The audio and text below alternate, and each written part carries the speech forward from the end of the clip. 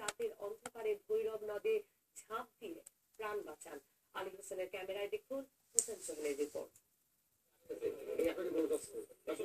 Jessore অভয়নগরে Malopara vote শেষ হওয়ার 2.5 ঘন্টার মধ্যে এই এলাকার 112টি সংখ্যালঘু বাড়িতে তাণ্ডব চালায় জামায়াত শিবির। জ্বালিয়ে দেওয়া হয় ঘরবাড়ি, দোকানপাট, ব্যবসা প্রতিষ্ঠান। বেধড়ক মারধর করা হয় মালোপাড়া মানুষগুলোকে।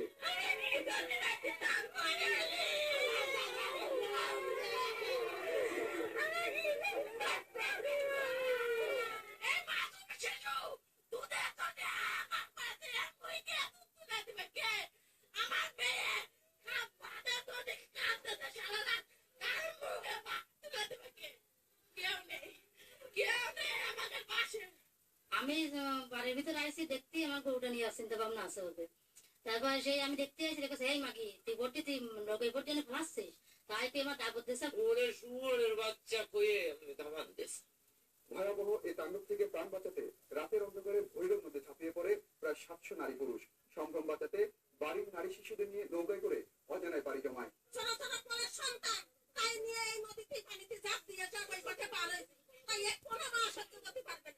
জামায়াত শিবিরের কয়েক ঘন্টা তাণ্ডবে মঙ্গলী বিশ্বাসের মতোই জীবন থেকে উচ্চ শিক্ষার স্বপ্ন হারিয়ে গেছে অনেক শিক্ষার্থী। গরিব মানুষ পাঁচটায় করে পড়াশোনা করে সব পয়সাটা পুরাই দিয়ে গেছে, চারটি সব কাহিনী সার্টিফিকেট পুরাই দিয়ে গেছে। আমরা বিচার চাই, এটা আমার শিবিরকে বংশ চাই। শুধু হিন্দু হওয়ার কারণে যদি এমন তাণ্ডবের শিকার হতে হয় তাহলে বর্ডার পেরিয়ে অজানায় আশ্রয় নেওয়া ছাড়া আর যেন কোনো উপায় দেখছে না এই এলাকার মানুষগুলো। আমাকে গ্রামের লোক সবাই বর্ডারে দিয়ে আসছে, আমরা চলে যাই। আমাকে বাইরে ফেলাই দিয়েছে নাকি? আমাকে ছেলে মেয়ে সব অত্যাচার করার জন্য আমরা ওই নদীর ওই পারে চলে গেছি। জীবনকে স্বামী ফল মেয়ে সব বাঁচানোর জন্য সব কিছু ধ্বংস করে যাচ্ছেন, সব কিছু দিয়ে যাচ্ছে। আমরা দেশে থাকবো কি? এদেশে আমরা থাকবো না।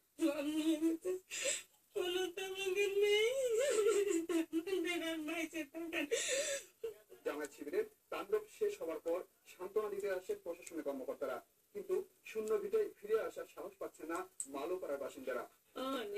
কি দেখতে আসো?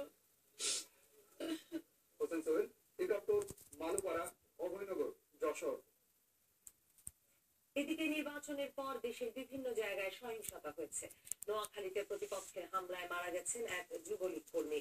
নোয়াখালীর সোনাইমুড়ি উপজেলার গজারিয়া এলাকায় রোববার আওয়ামী লীগের বিজয় মিছিলে হামলা চালায় 18 দলের কর্মীরা। এ সময় যুবলীগ কর্মী মাহফুজকে পিটিয়ে জখম করা হয়। পরে লোকজন গুরুতর আহত অবস্থায় তাকে উপজেলা স্বাস্থ্য কমপ্লেক্সে ভর্তি করে। সেখানে চিকিৎসাধীন অবস্থায় সোমবার ভোরে মারা যান তিনি। দিনাজপুরের বিভিন্ন এলাকায় হিন্দু সম্প্রদায়ের বাড়িতে হামলা হয়েছে। নির্বাচন বিরোধীদের দেওয়া আগুনে পুড়ে যায় 400-এরও বেশি বাড়ি। করনাই সরকারি প্রাথমিক বিদ্যালয় কেন্দ্রে ভোট গণনার পরপরই ওই গ্রামের হিন্দু পরিবারের বাড়িতে হামলা করে নির্বাচন বিরোধীরা।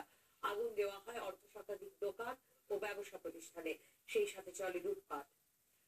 হবিগঞ্জে বানিয়াচঙ্গ উপজেলার কবিরপুর গ্রামে নির্বাচন পরবর্তী সংঘর্ষে 5 জন পেটাবিদ্ধ সহ 15 জন আহত হয়েছেন। সকালে আওয়ামী লীগ ও জাতীয় পার্টির নেতাকর্মীরা দেশীয় অস্ত্র নিয়ে সংঘর্ষে জড়ায়।